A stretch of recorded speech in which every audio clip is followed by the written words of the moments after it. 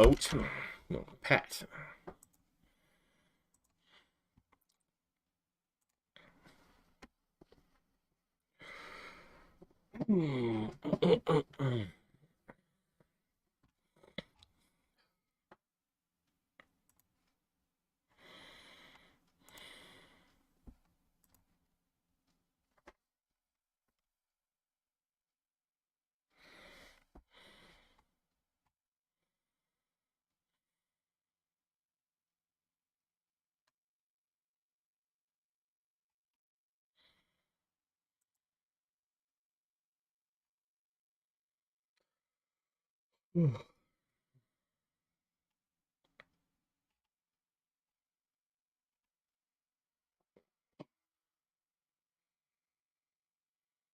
Oh, Chili Willy.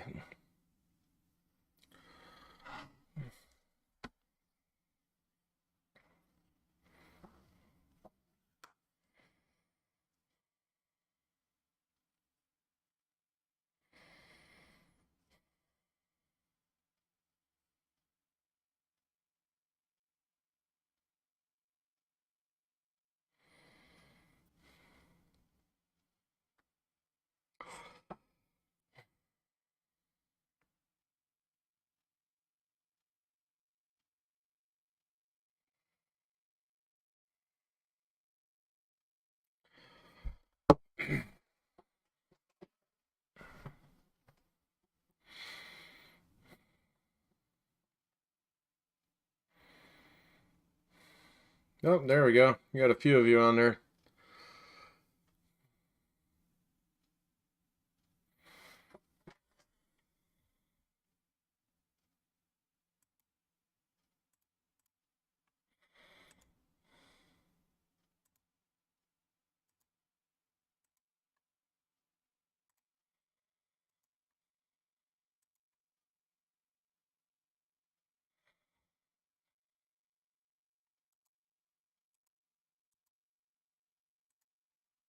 Here we go.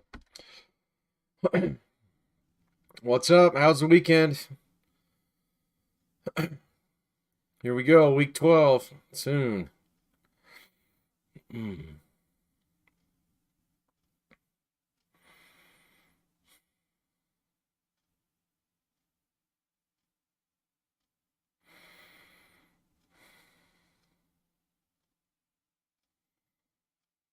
No, everybody being quiet today. All right.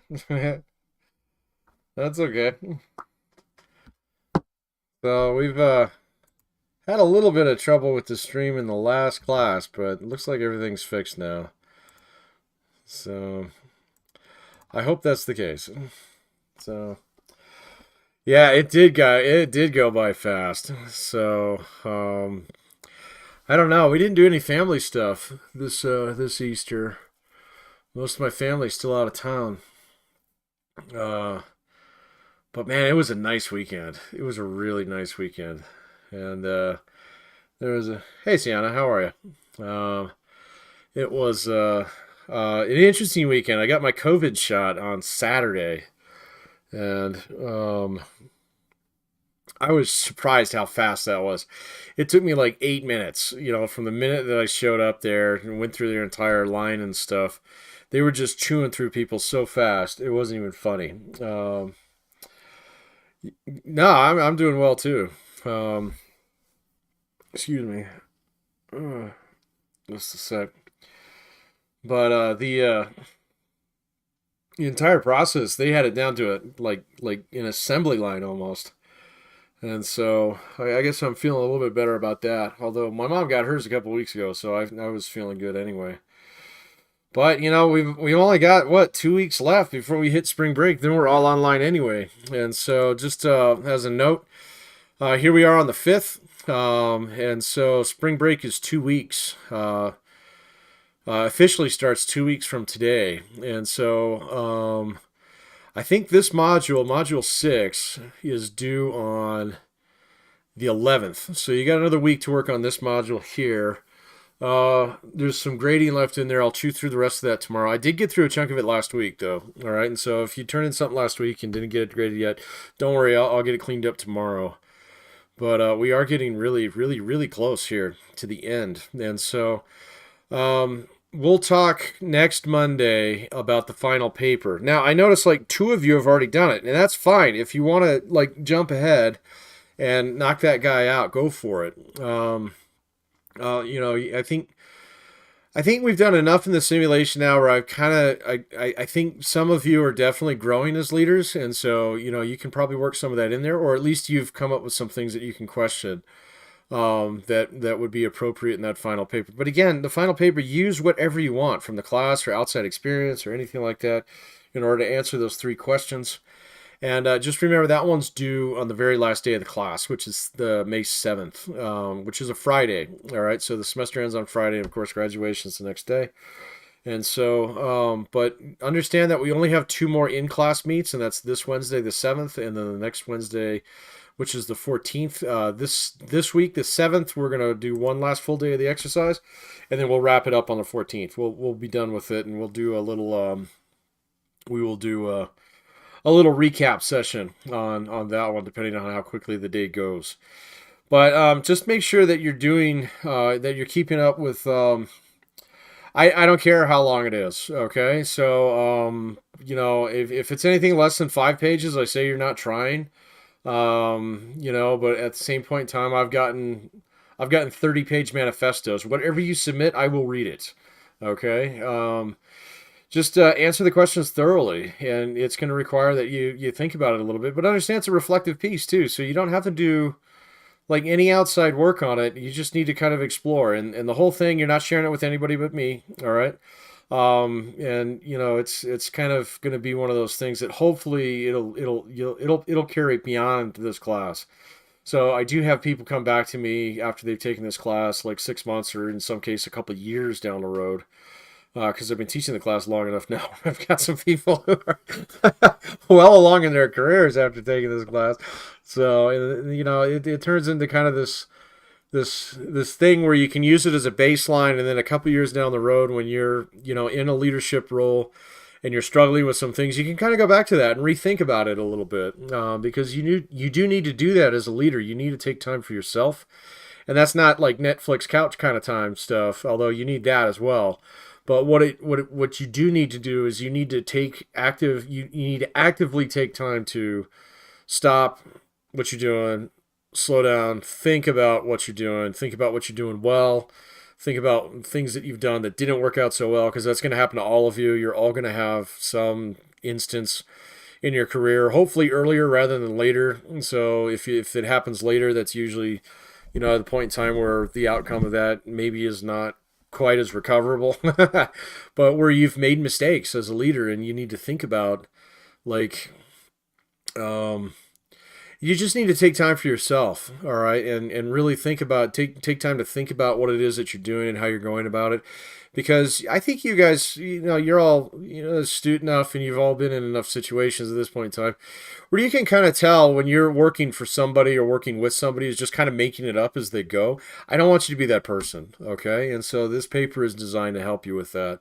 At least kind of baseline it before you get out and get turned loose out there. Although I know several of you are already out there working actively, and some of you in very, very, probably intensive leadership positions already.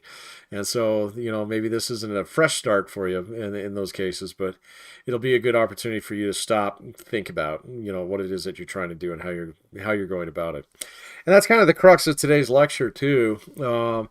Because I saved this one chapter because last week we got through most of chapter 12. Chapter 12 is pretty intense, and there's a lot of stuff in there, but the chapter that I really want you to pay attention to, and the one that a lot of books don't really do a good job covering, but this one is an exception to that rule, is chapter 13, ominous chapter 13. You know that most like skyscrapers don't actually have a floor, the 13th floor. I haven't been in one in a little while, but next time I'm going to check that out. There's a podcast I was listening to that had a whole series on, well, not a whole series, but like a whole episode on that. But we do have a chapter 13, unlucky 13, and it's probably the most important chapter in the book. right up there with like team theory, and then the same thing with this chapter 12. So, and that's power and politics. And so that's what we're going to talk about today.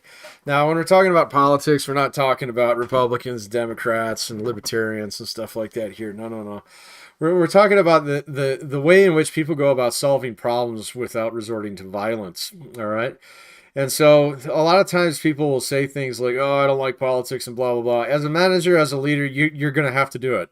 Okay, so if you're not cool with engaging in that kind of like activities where you have to interface with people and influence them in ways that don't require like direct compliance, or you don't have like the authority to do so, that's politics. Okay.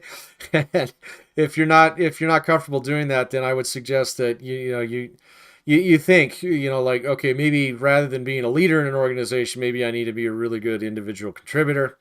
Maybe I need to be an independent contractor or something like that, because when it comes down to it, the politics piece is actually really, really important, because it exists in every organization, all right? No matter what organization and what level or what scale you're talking about, whether it be something as much as like government of a country or something like that, or an individual like major corporation, even down to a small family-run restaurant, you're going to have some politics in there one way or another. And politics is just like, how do we actually go about solving problems, solving problems before they become problems. That's kind of the nature of politics. That's what you're trying to do. All right. But the crux of this chapter is on power. All right. And power is something that I think a lot of people, they don't like discussing it. All right. And so I think there's reasons for that. Probably the primary one is that all of you at some point in time, and I don't think any human being can actually go through a life worth living without having some form of power used against them at some point in time or another. All right. And your ability to be able to recognize situations where you're powerless, and how you respond in those situations, that's one of those bedrock kind of things that it can become a defining moment. Do you speak truth to power in a situation like that? Do you stand up and fight even though you know you're going to lose? Do you beg for mercy? Do you avoid the issue? So those are all things that become kind of like definitive moments for you as a manager. But on the same level, there are responsible ways to use power, and I need you to start thinking about that. Because the thing that absolutely separates leaders from followers is not necessarily the fact that they have a vision, or that they have a title, or that they have the fancy corner office or decision-making authority or anything like that. It really comes down to whether or not they have power, okay? And I'm sure you've worked for leaders or worked with leaders who are powerless, and they're not effective leaders, okay? And that's because leadership requires power in order to actually define it as leadership, other than something just kind of novel and unique. And so power is the tool that you're going to use as a leader. And so we need to spend some time talking about it. All right.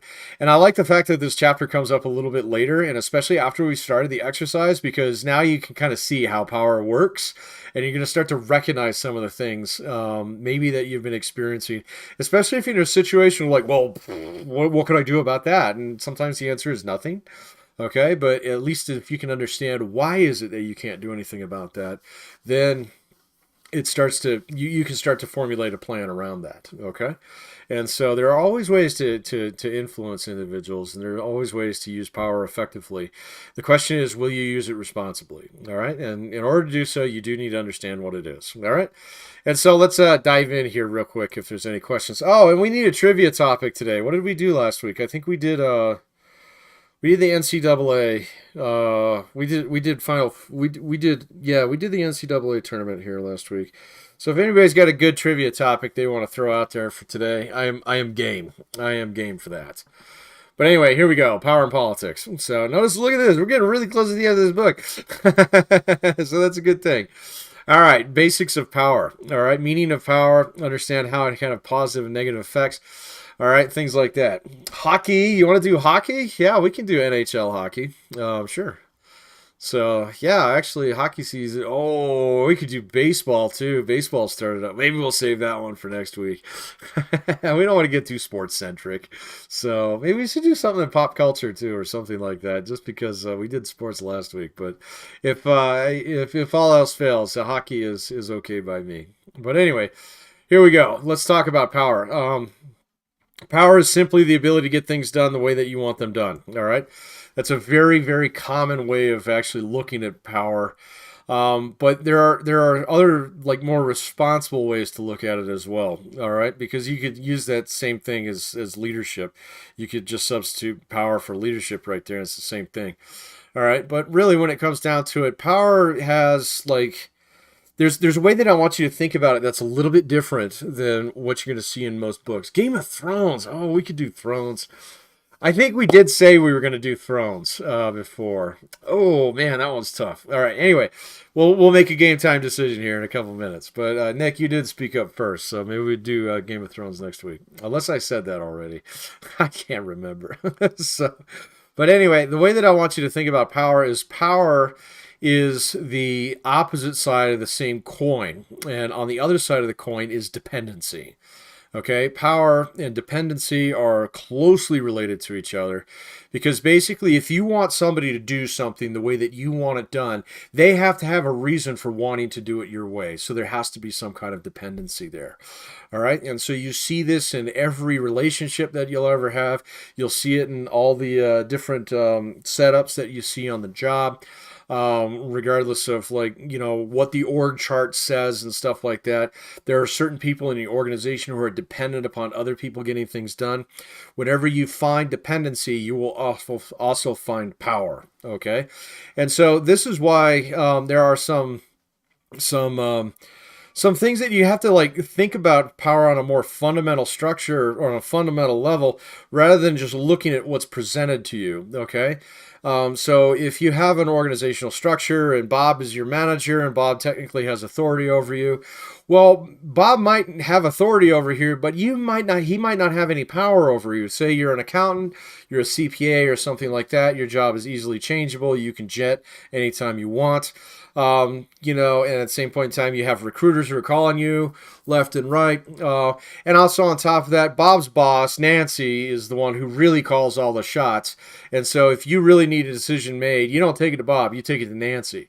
All right. And so, technically the way the company's set up, it looks like Bob has power over you, but he doesn't because you don't depend on him for anything. You don't depend on him for a paycheck. You don't depend on him for a decision. You don't depend on him to bring in donuts. All right. So he literally, even though he's your manager, he has no power over you because you have no dependency. Okay. Same thing's true in relationships. All right. So every relationship, and for those of you who've been in long-term relationships and things like that, I've been married for 20 years. And so there are times in my life and over the course of my marriage where I've been more dependent upon my wife. And then there's been times where she's been a little bit more dependent upon me for whatever reason. Okay. Whether it was like I was the one who was working full time or I was the one who was supporting her while she was going through school or vice versa, things like that. Every relationship that you ever partake in, whether it be with your folks, with your family, with significant others, with your children someday, there are going to be different levels of dependency in there. And every time that you find a dependency, you will find power right next to it. Okay. And so that's how I want you to start thinking about power, is that it's not necessarily something that somebody has over you. It's something that you need from them. Okay. And so that's, if you start thinking about it in that respect, you're going to find much, much more subtle ways to manage in this world than, just the basic straightforward, well, I'm your boss, I can tell you what to do. Well, that's not always true. All right. You got to follow the power. In order to find the power, you got to look for the dependency. Usually you know where your dependencies are. I mean, just think about it in your own life right now. Who are you dependent upon? Okay, is it boss, all right, to give you a paycheck? Is it a company, all right, and maybe not so much your boss? Is it a significant other? Is it your parents? Is it the federal government who's cutting you student loans? Any of those individuals have power over you. Okay, let's do GOT. All right, Nick, you got it, buddy. But any one of those people that have power over you, the reason why they do have power over you is because you have a dependency, okay? And so if you start thinking about it that way right off the bat, you're going to be in a much, much better situation. All right. So there's a lot of stuff out there about power, all right? And how it has very negative, both positive and negative uses. And so let's talk about some of the nasty stuff. All right. The first thing out there that I want you to consider is that power is rather intoxicating. All right. When you first get your hands on it, all right, I don't think like you probably don't prepare yourself for the use of power, because usually when you come into a position of power, you come into a position where you had no power. And so it's almost like this new thing. It's like this new this, like, it's almost like dangerous stuff that you don't want to use because it's probably been used against you in the past and blah blah blah. But you have to understand right off the bat is that people are going to expect you to use it because they usually need you to use it, and that's that dependency piece in one way or another. All right, they are reliant upon you for something, and so you need to actually exercise that power because that's exactly what they need in some respects. And so, for example, I mean, if you go into a new situation as a manager, all right, you're probably going to be really reluctant to, say, oh, well, I want this done and I want this done by Friday and blah, blah, blah, blah, blah, because people are like, oh, who the hell are you? Blah, blah, blah. But also there might be like some office issue that's going on at that point in time where, they need a decision to be made. You're the only person who has the authority to make such a decision, and they're waiting on you. So there's a dependency right there. They need you to exercise that power and say, oh, actually, you know what? We need to go in this direction. Okay. Or there's a conflict that you need to resolve. All right. And that conflict has been boiling up for years. You're the only person with the authority to actually be able to do it. And you need to turn and say, like, nope, Nancy, you're right. Bob, you're wrong. Sit down, shut up, and let's move on. And you might see that as you really flexing your power muscles, but that's exactly what you need to do in a situation like that. So, but there are like consequences that are associated with this. First one is conformity. So, first, people tendency to behave consistently with social norms. Okay, and so oftentimes we are constrained by social norms out there. Those are created by power structures one way or another. Okay, however you look at it and whatever lens you want to look at it through whatever social science you so choose and things like that. Society fundamentally is a set of agreed upon principles that we all choose to abide by. Okay, and that's just as true in civil discourse in American society as it is in like a company itself. Okay, and so a lot of times that those conformist kind of attitudes that show up at 8 o'clock, wear a shirt and tie, never leave early kind of thing. Those are all set up by people who are benefiting from that, and those are people who have power, okay, in one way or another. So I think the sooner that we kind of realize that, the more easily you're going to be able to navigate some of those things. Where you're like, well, this is a stupid rule. Why do we have this rule? Okay, well, the reason is because somebody who cuts paychecks around here says that, hey, this is the way it's going to be, and so everybody conforms to that because, of course, there's a dependency there. So start thinking about that. And if you find yourself in situations where, like, things are set up in a certain way where it's like, don't rock the boat, don't call HR, certainly don't file that sexual harassment complaint because that's perfectly okay around here. Understand that there's power structures in place that are benefiting from that in some ways because people are willing to put up with that shit in order to actually like fulfill their dependency. I really need my paycheck, kind of thing. All right. And so if you start to run into a situation like that, understand that, yeah, that comes from power, and then there are negative consequences to that. But it does actually happen quite often. All right. The other thing is that power can actually, like you've heard the saying out there, power has the ability to corrupt, and absolute power corrupts absolutely. And that's because, like I was saying a little bit before, when you first start exercising some power out there, you might not be so comfortable with it. But on the flip side, and this is what I really want you to watch out for, it might go completely to your head. Okay, so there are some times where people feel, and I think it's not necessarily people are power mad or power hungry or things like that.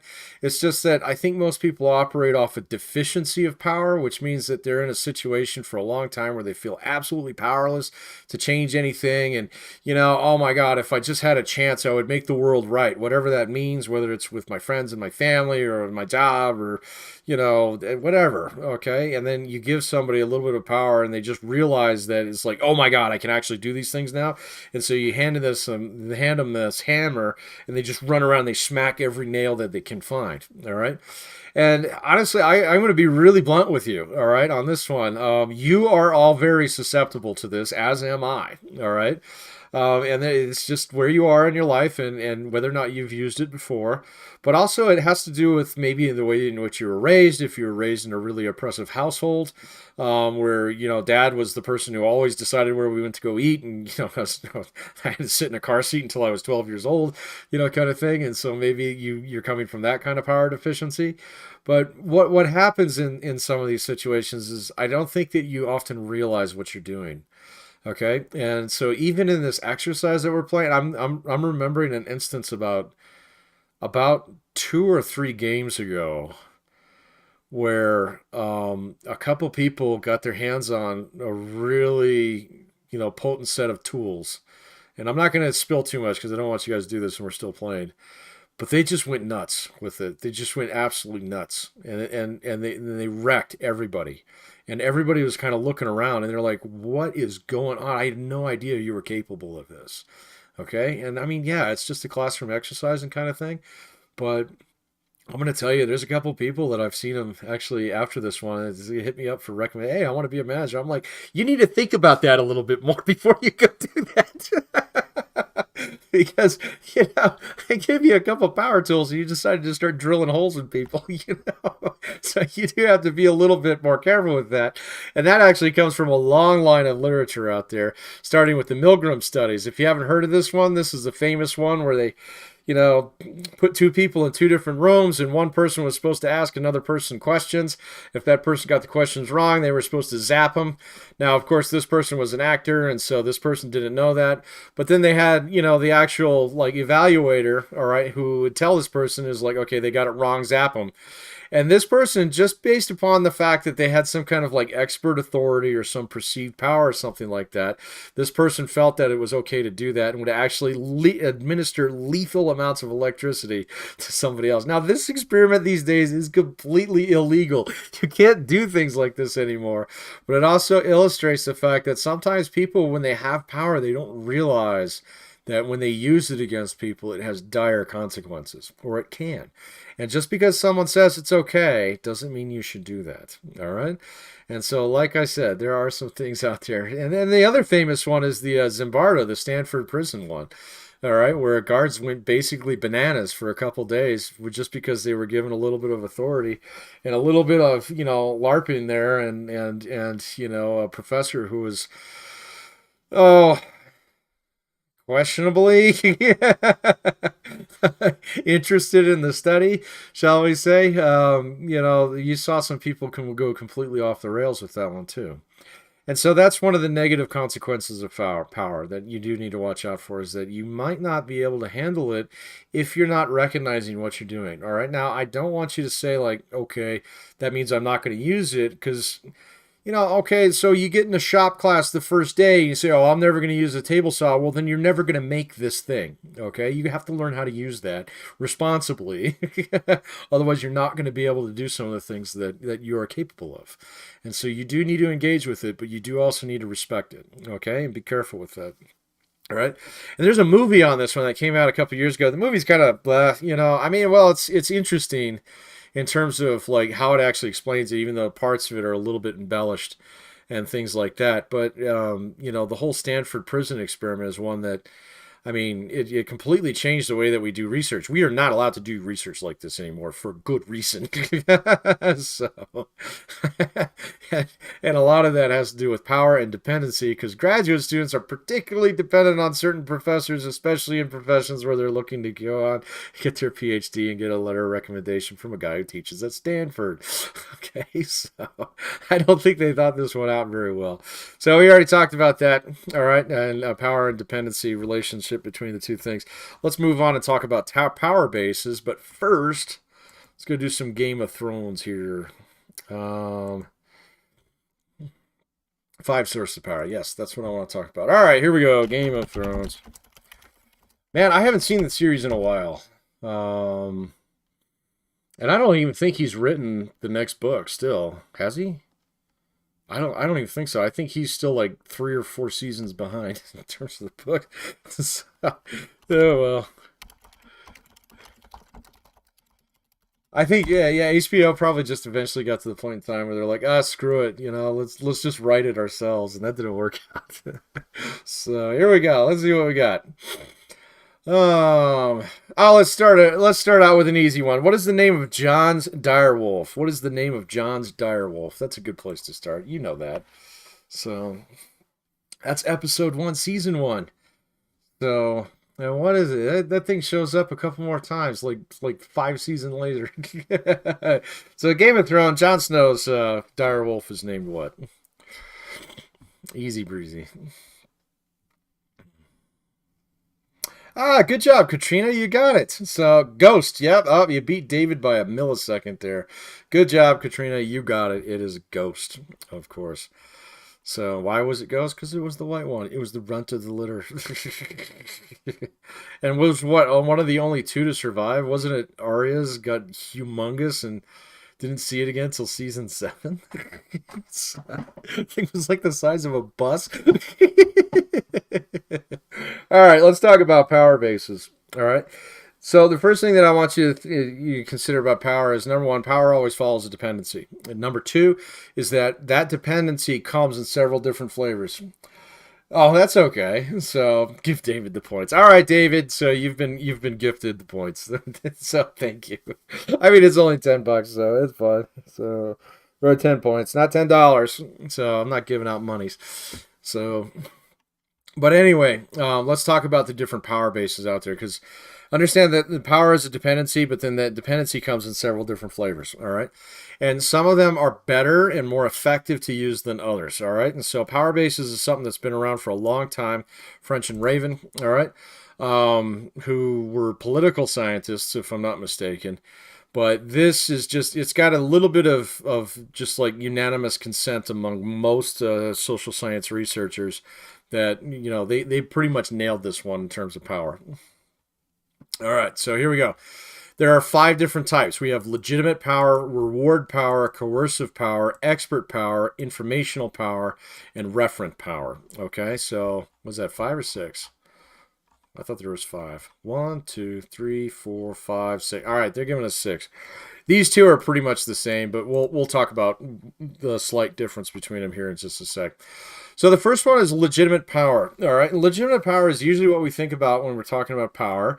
It's the ability of like just having the authority to boss somebody around. Okay. And the way that I want you to think about it is legitimate power is never endemic. It's never internal.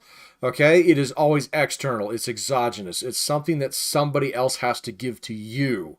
All right, so that company has to hire you. All right, if you're a small business owner, all right, your customers give you the ability to actually be able to afford to run that business. All right, and so legitimate power is usually one of the weakest forms of power, but it's also one of the ones that we most readily associate with anybody who's in any position of authority. I'm the manager. I get to make X, Y, and Z decisions. I get to decide who to fire. I get to decide who to hire. I write the schedule, whatever. Okay, so that form of legitimate power, again, it is one of the weaker forms of power out there. Because, and we've all known somebody like this who just, well, you don't respect the man, you respect the rank kind of thing. Although there's some truth to that too. But really, when it comes down to it, nobody does that. All right, nobody. Oh, okay. So I'm sorry, I forgot your pants don't go on one leg at a time. People rebel against that form of legitimate power, really thoroughly. Okay, and I mean you can see that all over the place. All right, why do people run from the cops? Just they have legitimate power. All right, so at the same point in time, why do people do like extremely unethical things that their bosses tell them to do? Because they have legitimate power. That's really the only reason. There's some kind of dependency that's based upon the fact that that person can make a decision that can actually affect you, okay, in one way or another. Now, there's a really easy defense against that is don't put yourself in a situation where the consequences of whatever decision that person makes is worse than the consequences associated with what they're asking you to do would be. So, and that's why I had that whole lecture a few weeks ago about finance, about personal finance. Make sure that you're in a position, because you will be subjected to legitimate power the very first day you walk into class, I mean, onto the job. In fact, it kicks off the minute that you hit click submit on that Indeed button, okay, to actually put in for a job. Or the first day you show up at an interview, they can dismiss you at any point in time they want. That's legitimate power. If you want to defend yourself against legitimate power, make sure that you're in a position where you're always willing to take the consequences. Okay. And so that's why I said personal finance as a manager, very, very important. Have your financial ducks in order, be ready to get fired at any given point in time if you think it's actually coming to the point in time where someone's going to ask you to do something that you're just not comfortable doing. All right. And yeah, sometimes that's really innocuous. It's like, oh, don't worry about file the report on Monday and, I'll look it over this weekend. They're going to change the numbers, but you're not going to say anything. You're not going to be the person who's actually doing something wrong in this case. You're just going to not say anything. Okay, fine. All right. So is that ethical? No. All right. But at the same point in time, is it worth the consequences? I'll leave that up to you. And that's a lot different than someone turning around and saying, hey, you know what? I want you to keep your job, all right, so, around here, but that's going to require that you take your shirt off right now. So, I mean, I think most of us would respond extremely poorly to that. But if you're in a situation where you can't say no because someone's flexing legitimate power because your dependency upon them is so great, you need to work on defending yourself against those things, all right? Now, flip side, when you have legitimate power and authority, the very first thing that I want you to do as a manager when you're in a new job is sit down with whoever gave you your authority and figure out exactly what your authorities are, okay? Am I allowed to hire people around here? If they say, well, we all talk about it, that means no. Okay, and say, well, am I allowed to fire someone around here? And if they say, well, you got to go through the HR process, that means no. You can't do either of those things, all right? So if they say, can I write the schedule? They're like, oh, yeah, go ahead and write the schedule. Okay, boom, there you go. You have that power, all right? So sit down with whoever you know in the beginning and figure out whoever hired you, whether they're your boss or HR or whatever, figure out exactly what it is that you are allowed to do, all right? And do not ever paint outside of those lines, okay? Don't threaten people. I'm going to fire you if you don't do this, and you don't have the power to do that. They have absolute authority to call you out on that and make you look like a fool in front of everybody, okay? So make sure that you know where your legitimate power is, and then the next thing that I want you to do in order to effectively exercise legitimate power is make sure that you always use it whenever you have to use it, okay? Meaning, we have a conflict that needs to be sorted out. It's my responsibility to sort out the conflict. Get to it right now. Clear everything else off on your calendar. Get to that because that becomes your priority. If you're the only person in the office who can do these things, you need to do those. They are your priority, all right? So, and even if they're unpleasant and things you don't want to do, all right, people will respect you more if you exercise your legitimate authority with discipline, meaning that you use it when you have to use it, and other times you don't talk about it, okay? So do that, all right? That comes from hard experience, all right? So, especially that piece about, well, what can I do around here? So, sit down and map those things out. But understand this is one of the weaker forms out there. Reward power is much, much more potent, okay? Reward power is your ability to actually give something to somebody else, all right? So, and I'm not talking like a paycheck or something here, although that is partially it, but it'd be something that's a little bit more discretionary, like a pay raise or a bonus or Saturdays off or something like that. That's reward power. I can get students, especially undergrad students, not so much you guys, but undergrad students, and some of you, I think I had Management 301. If we had the on-ground version, you probably saw this in action. I can get them to basically murder each other for about 25 points of extra credit at any given point in time. That's just reward power. All right, so this class, I mean, we got 10 points. Is it really that big of a deal? No. All right, but at the same point in time, if you really need it, all right, so if you're way behind, you haven't done any of the work and stuff like that, I can get you to do highly unethical things for just a little bit of extra credit. And that's reward power at work. It is probably one of the most potent ones, especially if you understand people's dependencies. That goes back to motivation theory. If you understand their needs in some ways, and if you can actually satiate those needs, you can get people to do some pretty amazing things for you and not complain about it. All right, so obviously this one's dangerous. So be very, very careful if you're given reward power, all right, that you use it judiciously and you use it fairly and justly. Fair and even are two different things. Now, a lot of people, when they get power like this, and they say, okay, so you got to figure out the bonus structure for this year. They'll go around and they'll say, okay, so I've got $10,000 to distribute in bonus and I've got 10 employees. Well, this is easy. Everybody gets $1,000.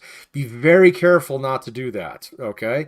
Because if you do have a system in place where people actually understand how the bonus is driven and you just violate that because you don't want to piss somebody off who had a bad year, everybody else is going to see that. The 9 people who aren't happy with that decision will remain unhappy with that decision for quite some time, okay? The 10th person will be really tickled pink, all right? So, and likewise, on top of that, don't just take that and split it to avoid conflict, all right? Understand that reward power needs to actually match the deeds, all right? And if you match the deeds, if you match the rewards to the efforts, people will respect you for that, all right? Is this easy to do? No, it is not easy to do, okay?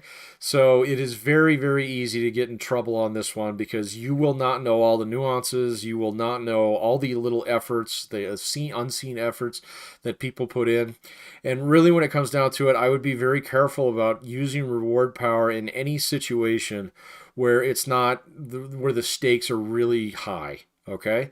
Now, you might not be able to avoid that in your career, but like in my classes, it should be patently apparent that I do not do anything based upon reward power unless the consequences are really, really low, thus 10 points. Okay. So nobody's going to get an A out of the class from just doing that. All right.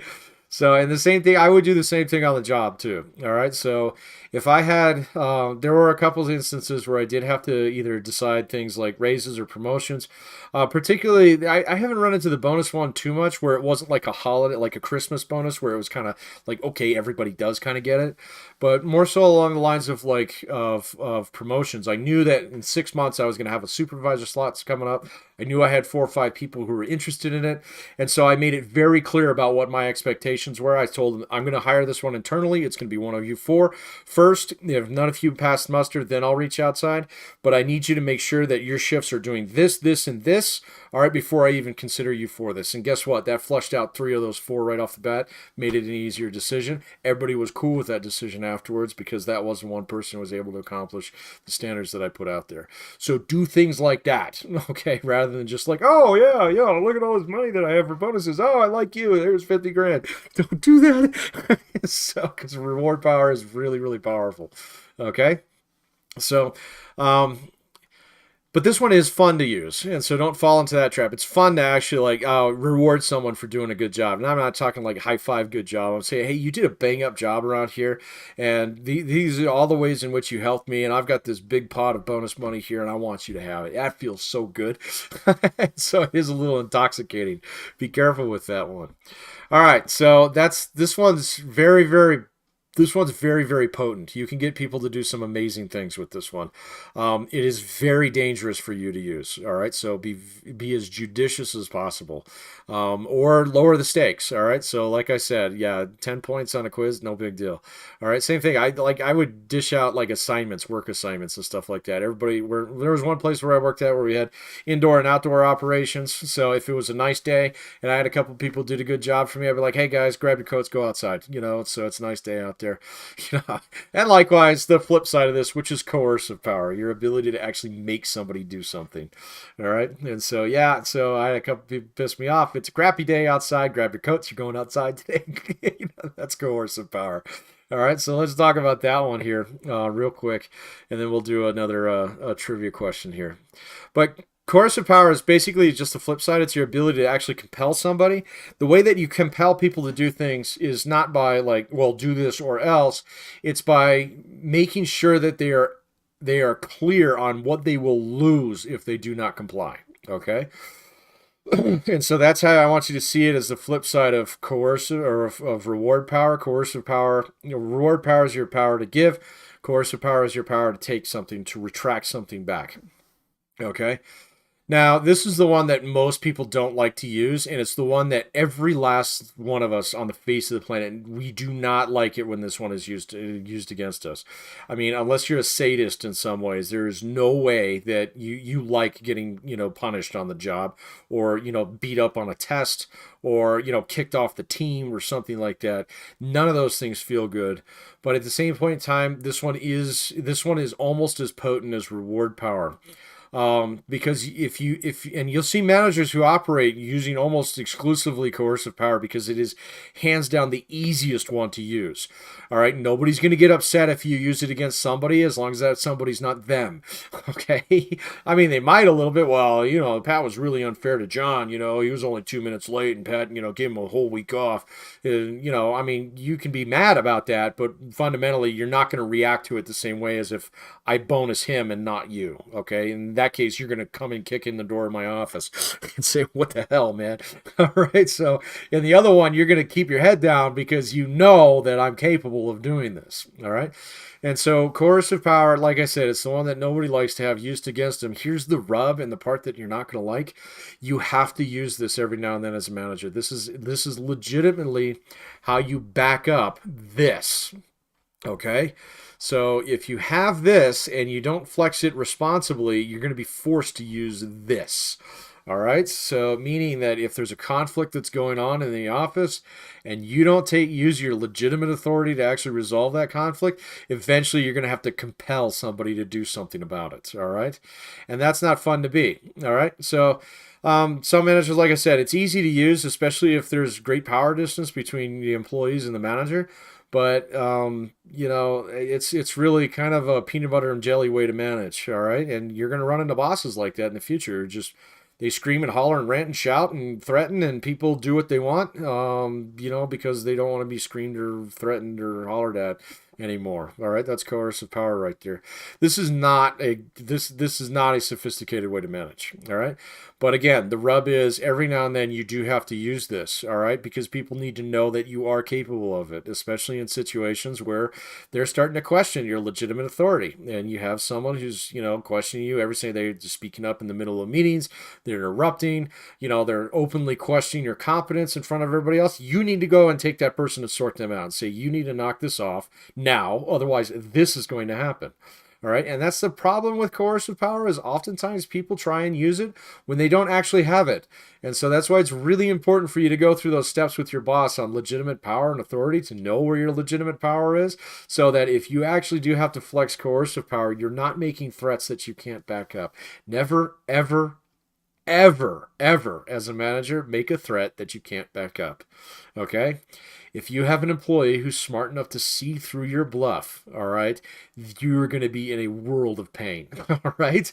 So, and it'll come in a lot of different forms. Maybe that person's going to run around you and actually, hit up your boss. Maybe that person's going to go around the entire office and badmouth you and watch you do nothing about it and then give you hell about that too, okay? There are so many bad ways that one can pan out. Never, ever make a threat that you can't back up.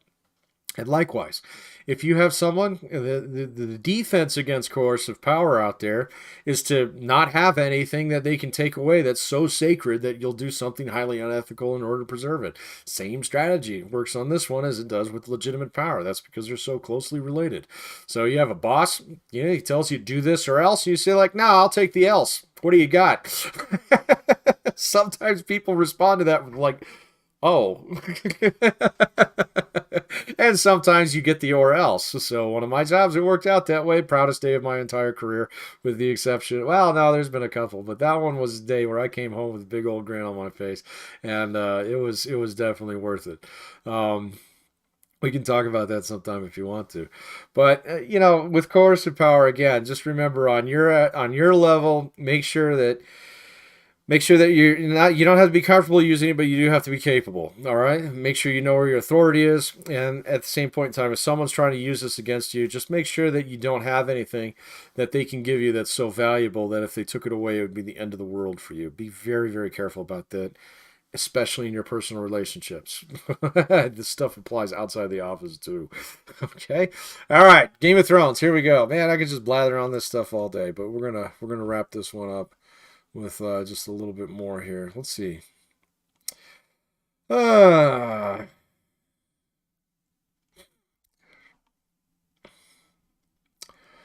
let's see. Oh. Oh man, that's morbid.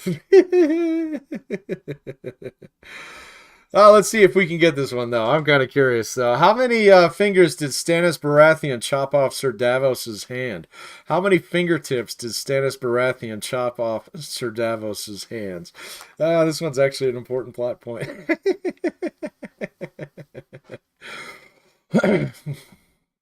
Yeah.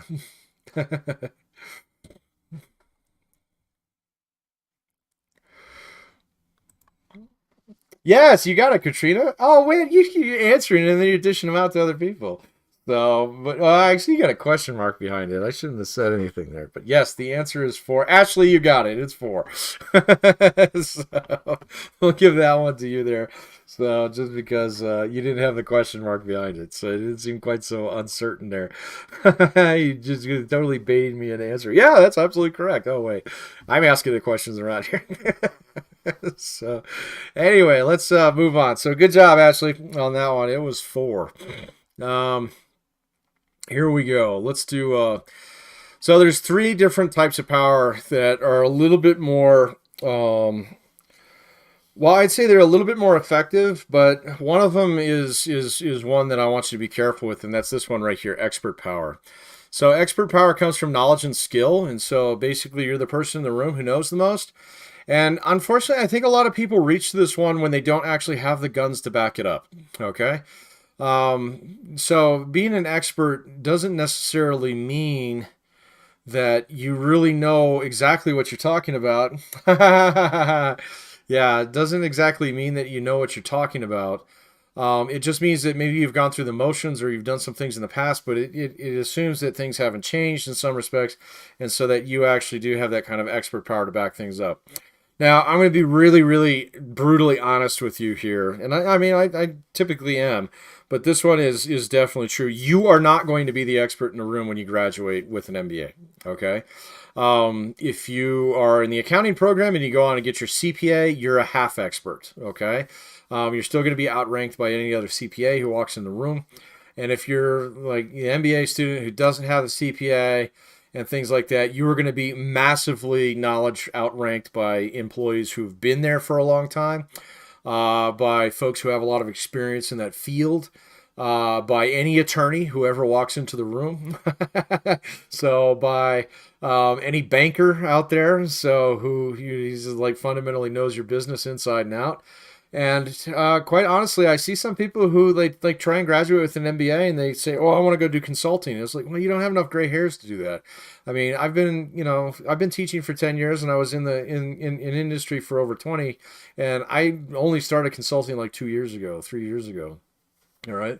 And so, you're going to be outranked by people who've done things like that in the past and put in some time and can draw from multiple experiences. And so, expert power is not something that I really want you to reach for in the beginning, because I don't want you to make yourself look like you don't know what you're talking about.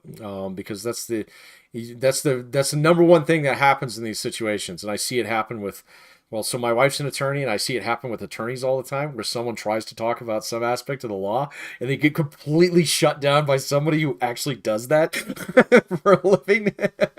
And I don't want you to be in that situation, even though you may be very competent, very capable, very well educated, and also very ambitious, or, maybe you do have a lot of experiences that draw together. But, I don't want you to put yourself in that situation where you're going to try and flex, brain power, expert power, muscles on somebody because you don't know who's in a room. Don't do that until you know who's in a room. Okay. So very, very careful about that, because that will erode all the other forms of power that you have at that point in time. All right. So where expert power actually does play an important role is in situations where, quite honestly, you can offer insight onto something without necessarily having to appeal to another higher authority. Okay. So that would be a situation like, like some of you are interested in entrepreneurial endeavors, all right, and things like that. Some of you actually have them going. All right, I guarantee you within 6 months or a year of actually running through that entire exercise and learning all the things about it, you can go out there and you can say, okay, I can't speak on all entrepreneurial things, but I can tell you all about my business, all right? And congratulations, you are the expert on your business, all right? Because there's nobody else you could appeal to. There's not somebody else who's an expert on your business. You are the expert on your business because you were one of the only people involved in it. That absolutely, then that's legit right there. But if you're going to go out and say like, well, I'm an expert on sports marketing, and say, well, there's multi-million-dollar firms out there that, charge exorbitant consulting fees. If you're an expert on this, why don't you work for them? And that's a good point. So keep that in mind. All right. I run into that all the time. I just usually, even nowadays, like especially after being on a faculty for as long as I've been now, I just assume when I walk in the room, I'm the stupid person. Okay. So I don't know what's going on here. All right. And that kind of protects me from this a little bit because definitely in academia, people will flex these muscles on you. So, I've been humiliated many times on that. But at the same point in time, you also start to learn that, like, okay, when experts do have something to say, the importance of what they have to say is often more important than what they have to say itself. Does that make sense? Okay. And so, like, if you have a lawyer come in and they depose you on something, and your lawyer tells you, hey, shut up, all right, and I don't want you saying anything, don't answer that question, don't answer that. That's expert power that you can respect, even though he didn't really have that much that was important to say, okay? That's when you know when you're in the hands of a true expert, okay? And you will all get there at some point in time in your career. You will find something that you can speak on with authority. And for some of you, it'll happen sooner. For some of you, it'll happen considerably later. All right, just respect it when it comes. All right. So that's expert power, and that's closely related to information power. Information power, you're going to notice that this is a power that you probably didn't really expect to have as a manager, but as soon as you get into a management role, you're going to realize that, oh, actually, this is really cool stuff. All right. And information power, if information is being funneled to you and you have to funnel it to other individuals, this is going on right now in our simulation to great effect. All right. And some of you have really impressive informational power going for you. Okay. But when you funnel information and it's your job to disseminate, the ability to withhold the information from one person and give it to another, that's powerful in its own right, too. All right. So when you get in your first management role, you're going to notice this. You're going to have a lot more visibility in the organization. You're going to see a lot higher up in the organization. You're going to meet people. You're going to network with colleagues and things like that. So you're GM here. You're going to know the GM in the next town over or something like that. And you're going to chit chat. And all of you're going to see a lot more about what's going on in the organization than your employees are. And they will be eager for information, any information about anything, especially if the company is kind of going through a little bit of tough times. People are always like, oh, well, I heard they're closing the Boulder store. Are they going to close us down here too? And things like that. They'll want to know those things. But also in really good times, they'll want to know. But it'll be different. It won't be about preservation and risk management. It'll be about opportunity. And so, if your company is doing really well, people will turn around and, you'll know, like, oh, we're going to open up a whole new thing down over here in Pueblo and something like that. And everybody's going to be like, oh, man, maybe I can get a promotion out of this and get, transferred down there or something like that. So they'll start pumping you for the information on that. There's not really any good advice that I have about this. Is use this one judiciously. All right, so don't use it where you have a favored employee or something like that, and that person gets all the information and nobody else gets any, okay, because that literally just passes that power on to that person, okay? So, but at the same point in time, also understand that, there's information that you're probably right to share, and then there's information that you should not share, okay, with individuals. And if they ask you about it directly, the only piece of advice that I can give you is if you are withholding information, tell them that rather than lie to them, okay? So if they say, hey, what's going on with this thing over here? It's like, well, so I've heard a little bit about that. I know a little bit about that, but I cannot share that information with you. Just be responsible. They're not going to like you for it, but they will respect you for that, okay? As opposed to, well, I don't know, I haven't heard nothing about that. And then 2 months later, they find out that you were actually in the meeting where they talked about it. They will be much more upset about that than they will whether or not you said was like, yeah, I know what's going on. on. As soon as I can release information about that, I will. All right. That's kind of a tough lesson to learn because it's kind of fun to, and pass that on and see everybody like react. And I mean, I was terrible at this, especially early in my career. I love spreading rumors. They were so much fun. I would spread rumors like these completely made up, just absolutely demonstrably false, provable things. All right. But I always pass a good rumor.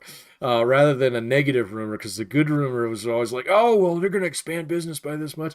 And it would just go around the place like wildfire kind of thing. And I wait to see how long it came back around to me. So don't play games like that. But I did learn something about the communication loop by doing that. And also at the same point in time, I was kind of like manufacturing my own information power. But when you get your hands on this legitimately, you're going to find that there's some really interesting elements to it, but just keep those two rules in mind. So number one, don't spread something that you don't have to, and make sure that you're not actually giving just all the information to one person, because then you're just passing it on to them. All right. Last but not least, referent power. So referent power, personal characteristics of the personal, such as the degree to which we like, respect, want to be like them. Referent power is often called charisma. This power here, all right, which may or may not be possessed by this gentleman, depending on your proclivities, is hands down the most effective way to exercise power. So what is referent power? Here's how I want you to think about it, and it's closely tied to authentic leadership, which we talked about last week. Referent power is just your desire, okay? Well, think about it in terms of the dependency. Okay, referent power, if we think about it in terms of the dependency, is your desire to do right by somebody else. Okay, we've all had people like that in our lives. All right, people who, the fact that they respected you meant more than anything else in the world. Okay, so, like close family member, father, a mother figure, a grandfather, something like that, or, a colleague who's really good at their job. And then they would turn around and say, I am really good at this job, but so are you, and I respect what you do. And you just like, glow. That is referent power right there. Okay, the way that you build referent power is through trust and respect. Exactly the same thing that we were talking about last week, and that's why I want to end on this note today. All right, referent power is basically people's willingness to do what you ask them to do because it is you who is asking, and it has nothing to do with the fact that you're the boss. It has nothing to do with the fact that you can reward them or punish them or are smart or have information that they want. It has everything to do with the fact that they respect you. And if you ask them to do something, they're like, you got it. All right. We all have those people in our lives, and we develop those relationships usually more easily outside of work than we do in work, because in work, there's all these layers of politics and stuff like that and blah, or bad blood or, oh, it's the company that's making us do this, whatever. Okay. But really, when it comes down to it, you're good at building these relationships. Think about your close group of friends, which is a completely voluntary group. Why do those people continue to hang out with you and want to spend time with you and stuff? It's because there's referent power there. Why do you want to do the same? It's because there's referent power there. All right. So how do you build referent power? This is the $1 million question. It's really straightforward. There are two things that I want you to focus on as soon as you get into the job, and that's building trust and building respect. Here's how you build those two things. First of all, let's define them.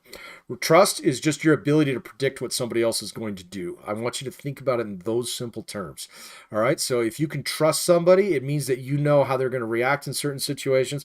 It means that you know that there's going to be consistency in their thinking. It means that if they say they're going to do this, then the next day it's going to get done. All right. That's trust. The way that you have people build that is by you extending that to them before you ask it in return. It's that simple. It's really that simple. If you want to get people to trust you, just trust them. Okay. So do it first.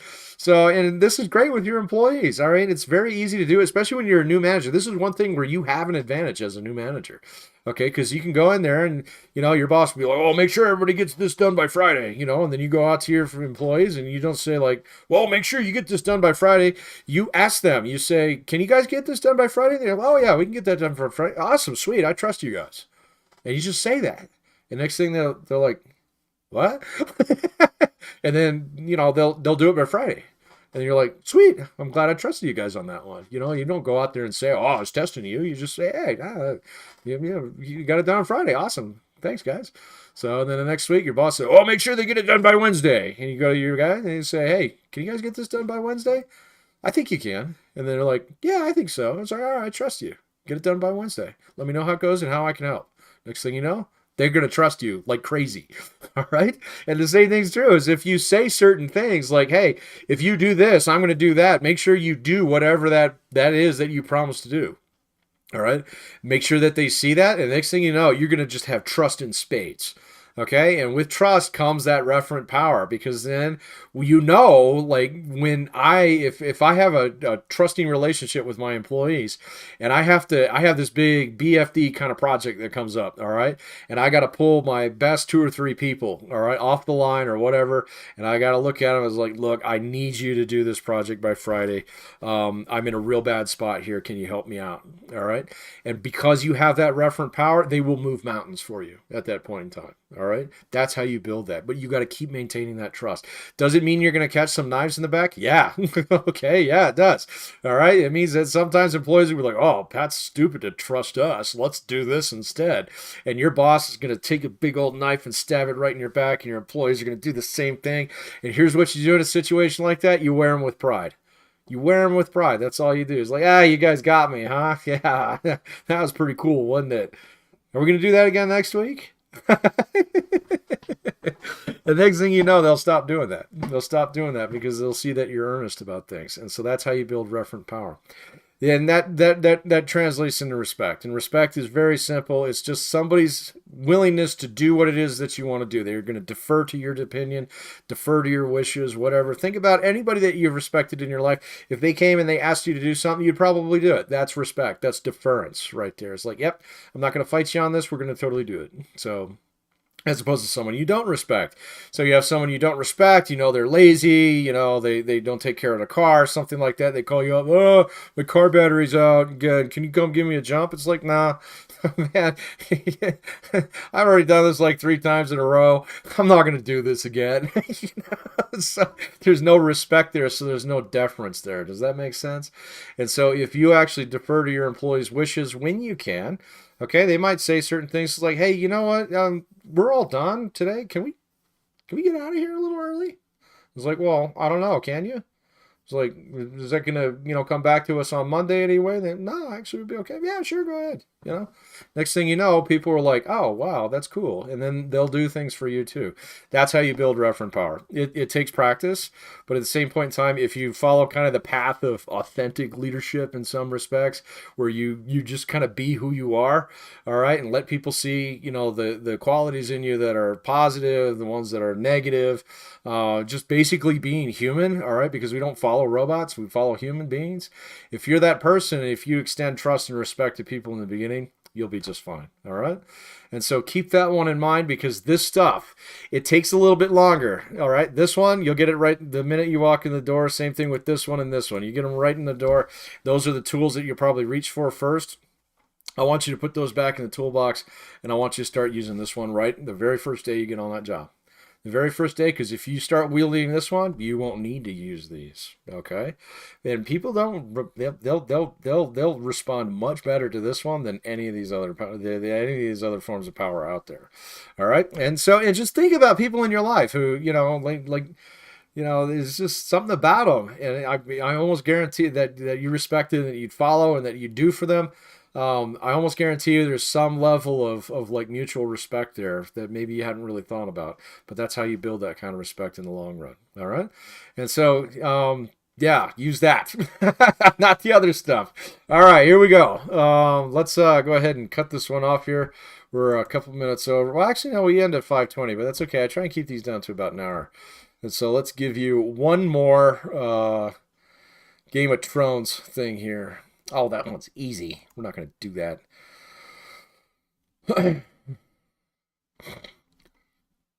Let's see. Uh, uh, no. Oh, that one's depressing. I'm not going to talk about that.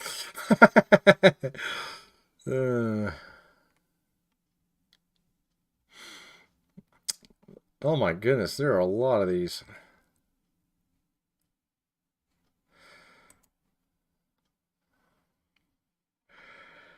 Uh, let's see. No, we're not going to talk about prostitution. Oh my gosh, man. I forgot how dirty this series is. uh, oh, this one's great. All right. What was Tywin Lannister's last words before Tyrion killed him? What were Tywin Lannister's last words before Tyrion killed him? Oh, I forgot about this. This was the episode where like I turned on Tyrion. I did not like him until he actually shot his father with a crossbow on the privy.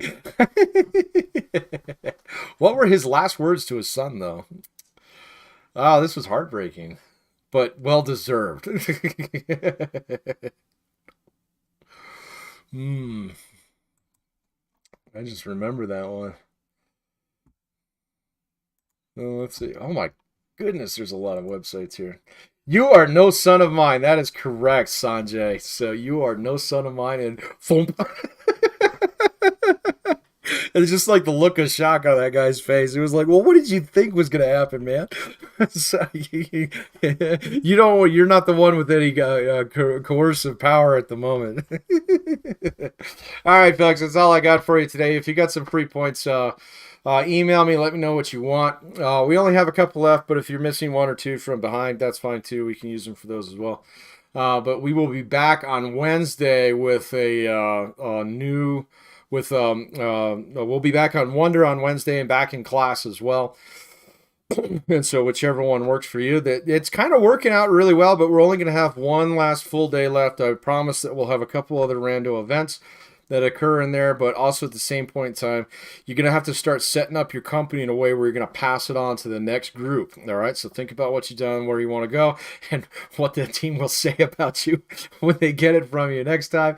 All right. Because ultimately, understanding your organization, even though it's yours right now, you're a steward, not an owner. And hopefully you can do some good stuff with it, with the little bit of remaining time that we have. So I'm looking forward to it. We'll see you Wednesday at 4 o'clock. I'll stick around here for a couple more minutes just in case you have any other questions. But other than that, you're off the hook. We'll see you on Wednesday. Have a wonderful evening and enjoy the weather. Man, it's supposed to be nice for next couple days. But we'll see you Wednesday. Take care now. Bye.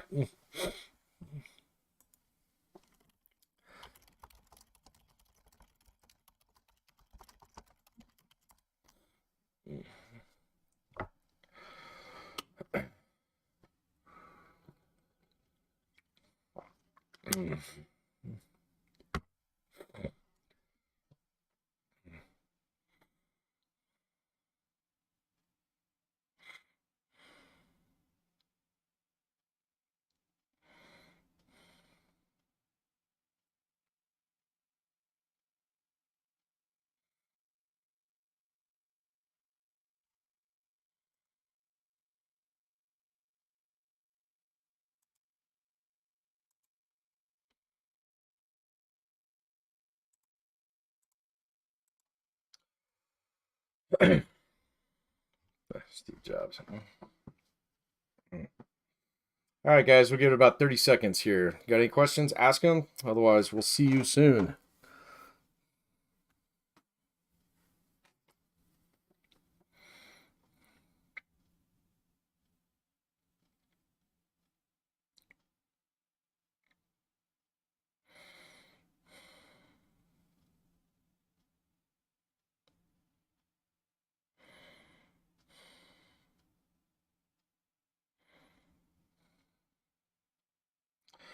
All right, 5, 4, 3, 2, 1. See ya.